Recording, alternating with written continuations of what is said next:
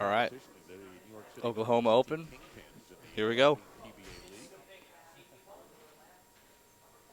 Also sitting with her, A.J. Johnson, tour roommate. So this was the second of two shows. There was a live show the day before, Saturday.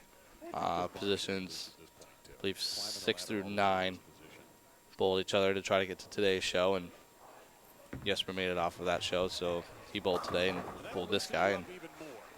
And Barnes had a pretty good look doing his little deal, just rolling dead of the back of the ball with a strong ball. I picked the wolf pattern for that day because the day before was the bear pattern, and the right-handers might have averaged a combined 170 maybe. They just got really nasty, and it became kind of a who can get lucky fest rather than a shot maker's game. So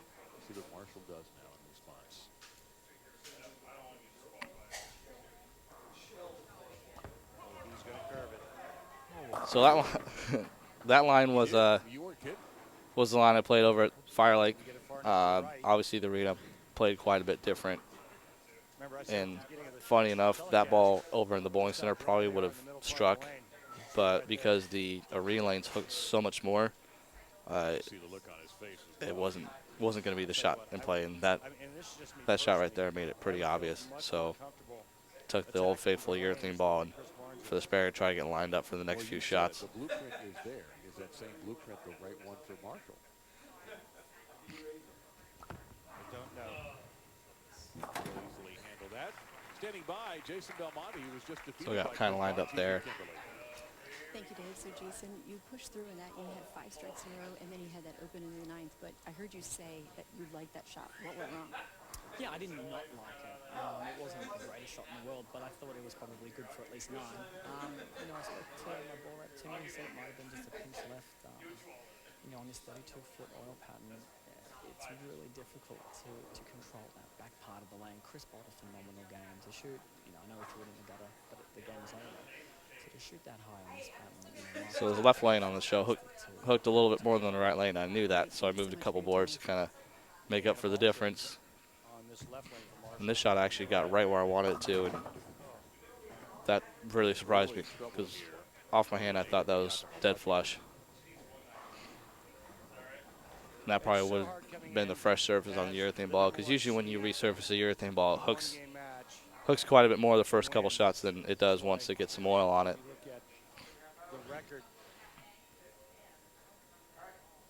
The number 1 seeds have a losing record on television. For it all right here. He won't get there. He'll take 3 out of 5. Actually, that spare shot kind of shows how much they hooked too. Even the spare ball decided to hook a few more boards than it should have. Well, the thing to do for Marshall is just go ahead and make a move off of that shot. I believe that is the better way to play them. So now it's back to the drawing board. It's a better way to attack this oil pattern. Chris Barnes has proven that today.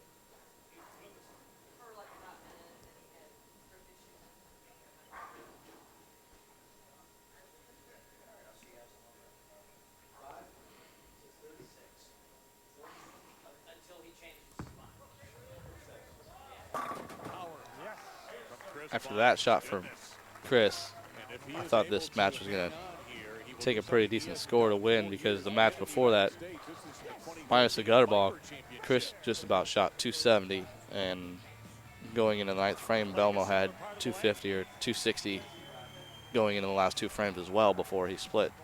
So they made him look pretty easy, and like I said, after that second shot, I thought this match was going to take 230 or so to win.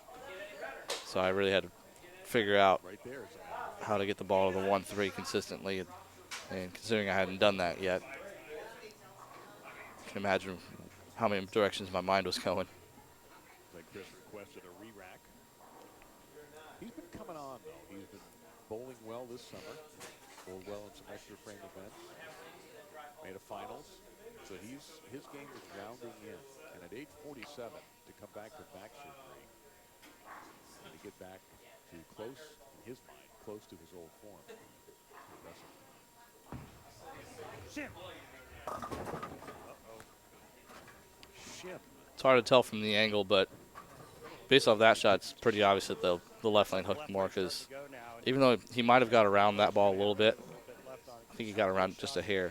Chris has been It's still, you can see where it reads before it even gets to the end of the pattern, and just kind of goes to show how much more that lane hooks. and he pays for it. Big four, And I remember that from past shows too. It seems like right back in it. in the arena for some reason that left lane was always the one that hooked more. From the 2 summer swings before that, it's made the Wolf Open show and the Badger Open show the year before that, and same exact thing. Left lane hooked more. Didn't matter where you were playing. That's if I remember right. That's Marshall's arsenal, and he's got the flame right now. Ball choice is the old faithful Blue Flame. Much older storm ball, true urethane. First one I ever found was on eBay for like $75. That was a couple board move, and obviously did the right thing. So now it's time to. I was thinking to myself, time to dial in and make some shots.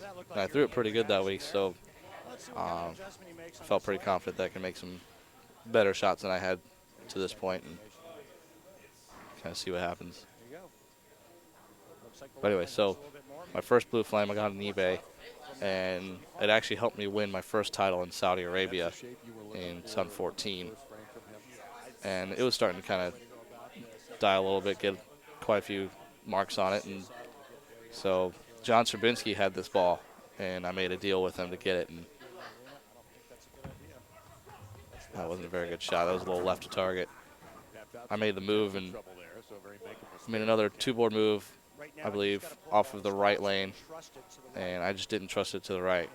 And that's kind of what I told myself, you got to get it to the right, you got to get it to the right, because all the friction in the miss room is on the gutter to the right. There's no way that ball's going to hold pocket. And with 32 feet, if you miss left at all, it's going to take off on you, and it's not going to be good.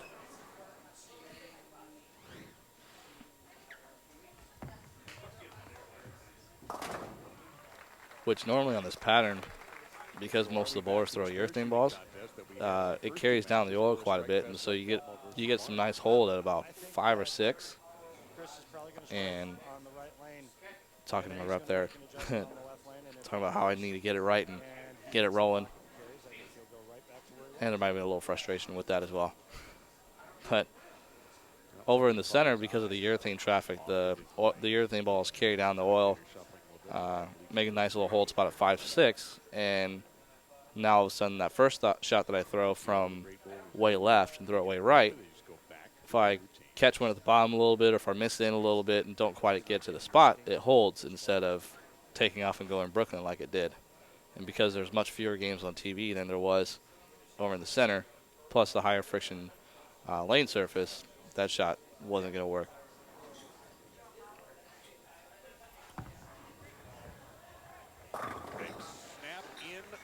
Another good shot from Chris.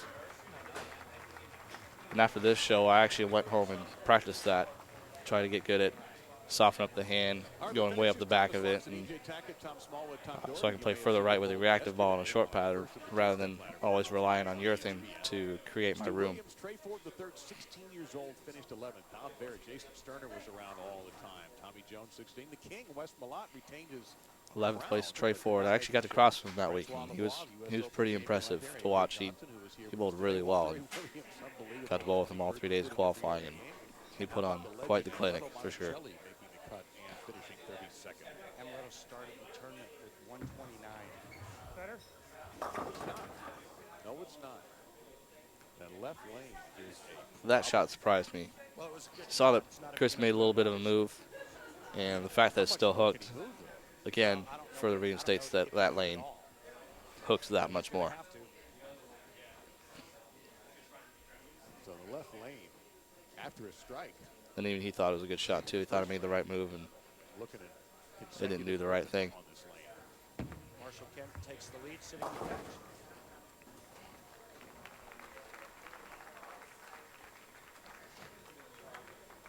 Right now, Marshall's got to dig. You got to trust that ball to the right. Well, the right lane for him, which you see Kent has been in this position before.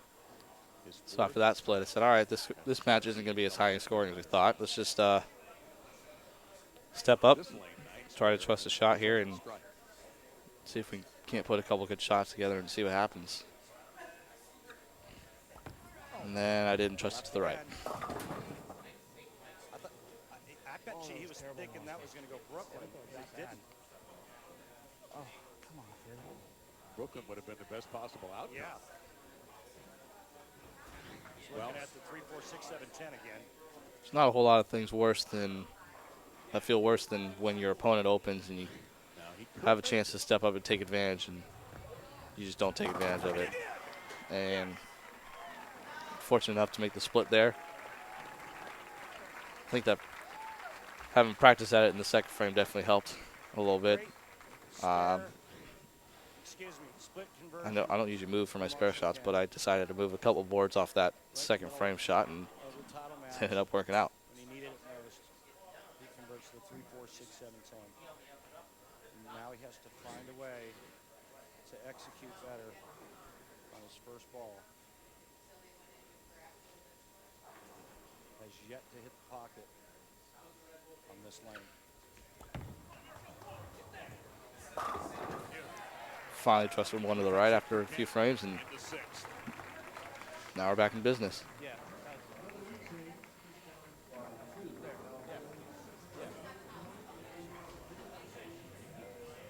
Talking the shot over with Tim, because even though I missed left on that shot, I expected it to hook quite a bit and go Brooklyn, but it never quite made that move that it usually does on that short pattern. So the fact that it didn't go Brooklyn told me that there was some hold there. There's some room to miss, and I just got to get it to the right and take advantage of that miss room.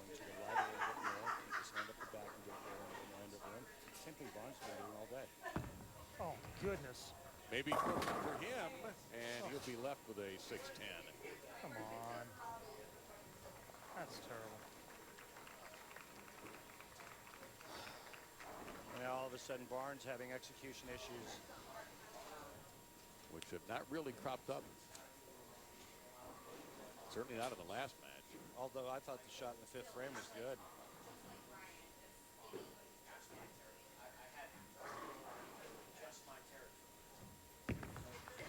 Did he make it? And that was probably the defining frame in the match, Characteristic miss of a honestly, but he's because also missed a single pin. if he doesn't miss that, then it's a completely different He seems to be bothered by ball game something off going the into the right. last few He frames. has to move to the left lane, Randy, and it's not been pleasant.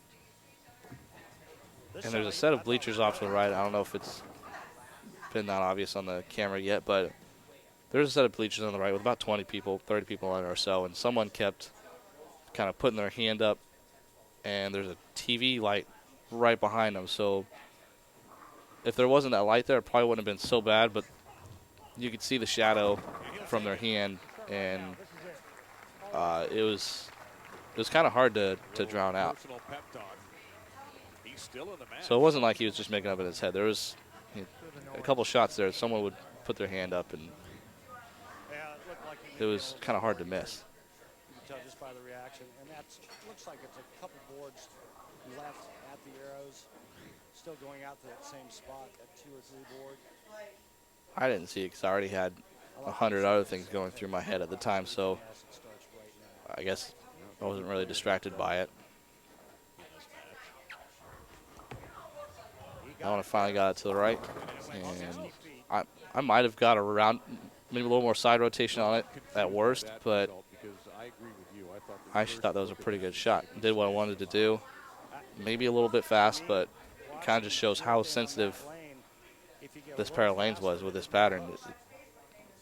They were brutal. Well, he's made one very difficult.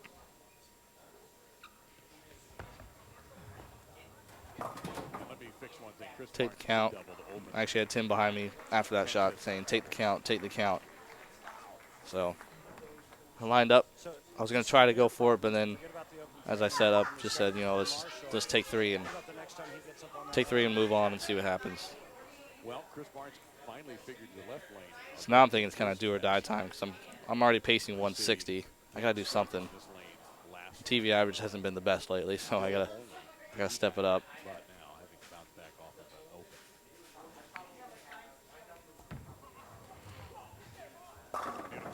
salute to your power. Finally threw a good one there.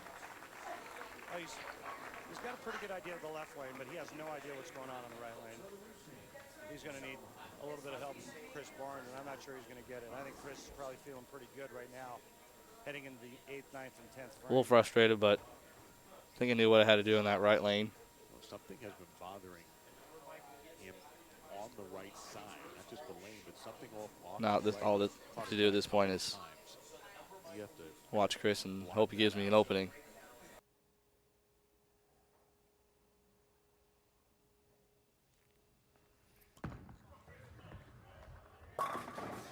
He won't block that out of his mind. A perfect shot when he had to have it. Great shot. And now a big one coming up for the future Hall of Famer. Just beautiful. He's really executed nicely today. Just a couple loose ones, but I'll tell you what, I really liked what he said to himself coming off of the lanes after the shot in the 7th frame. One thing I like about lower scoring shows and lower scoring patterns, when you throw a good shot like that, it feels good. You definitely reward yourself a lot more than when they're easy and you're shooting 250. Like when you're striking for 200, it's something to get excited about. Especially in this situation. That was a really good shot. And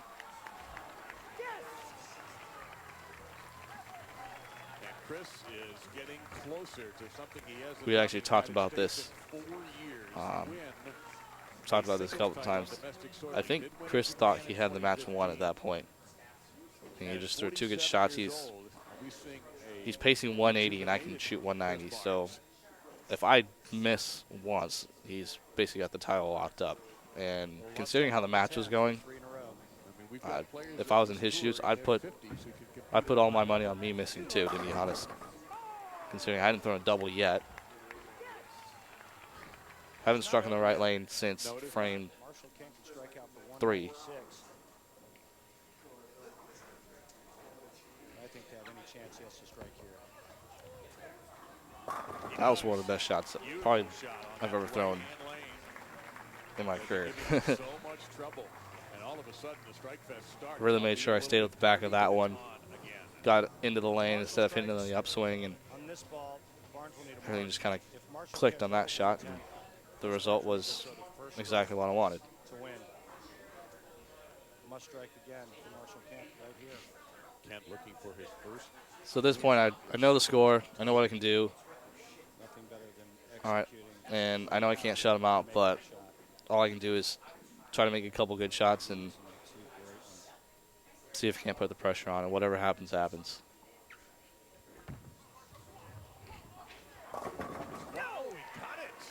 Cut a nice little break with the light mixer there. And that's kind of why I chose to finish in that lane too, is because I knew that because of a little more friction, I can get it right a little quicker on that lane, and it'd still come back. That same shot, 2, 4, 8, 10 on the right lane, whereas it actually came back on the left. The Wally, the light mixer. I look for this to be good. Chris Barnes on his last lane. Struck in the 8th. Danielle McEwen, a professional herself, having a hard time watching her boyfriend here.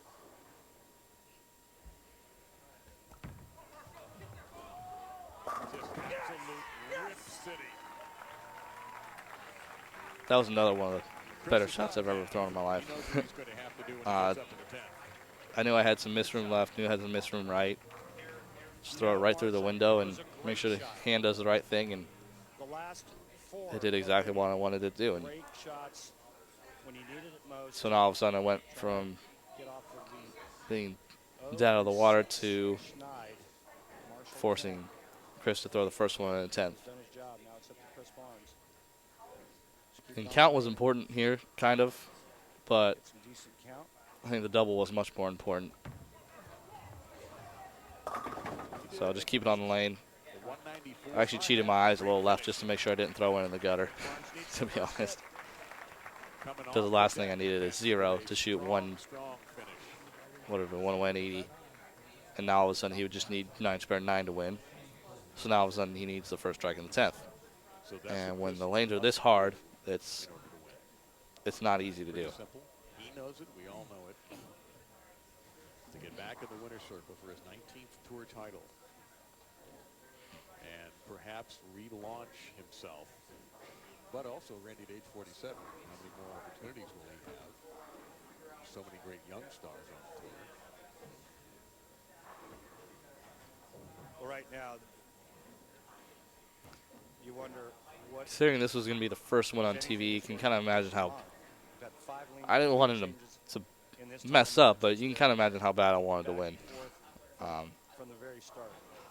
It's all going to come down to this. So there's about 100 things going through my head, just thinking, I'm due for one. I'm due for one. Because in all my TV shows in the past, it's not like I've bowled bad. I've shot 190, 2-0.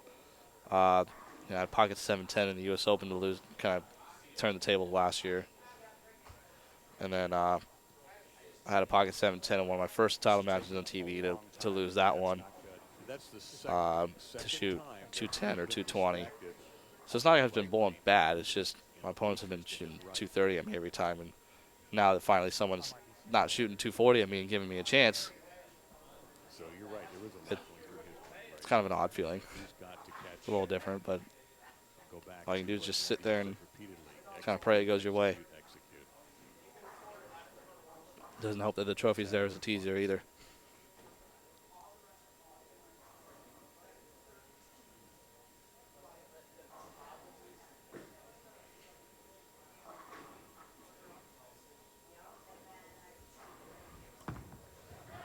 Must strike. Not going to happen. I think my heart stopped for about 10 seconds right there. He wins it. Like I said, considering how tough they were, that was actually a really good shot. His streak has come to an end. I thought that He was is a off his winner hand. I in a thought that was title a strike, match and I was on done. television. And a winner on television for the first time. They climb up the stepladder for Chris Barnes. Now it's all kind of setting in. And give Danielle a hug. Give her roommate AJ This wasn't that bad. Little I thought it took celebratory high to five. get the shot out and get it off. He had a lot of distractions going on for that last shot in the 10th frame, and it's too bad it came down to that. He bowled so great all day long. Good job. Good job. You're a champion, Marshall Kent, for the 4th time on the PBA Tour. And that was kind of a feeling of Marshall Kent holds up the relief, championship trophy to kind of Chris a little bit of disbelief, and yeah,